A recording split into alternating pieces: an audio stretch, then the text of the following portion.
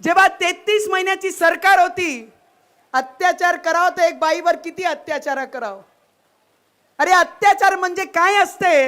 हनुमान चालीसा फक्त म्हणाली तर 14 दिवस एक मुख्यमंत्रीला शोभणार आहे काय? की हनुमान चालीसा फक्त वाचतो म्हणून सांगितलं तर 14 दिवस मध्ये जेलात टाकला उद्धव ठाकरेंनी.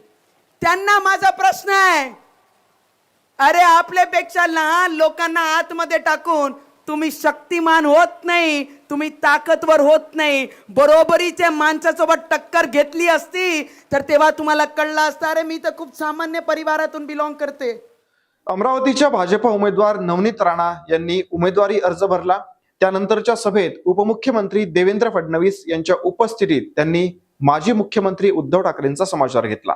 आपणच निवडून येणार असा विश्वासही त्यांनी व्यक्त केला.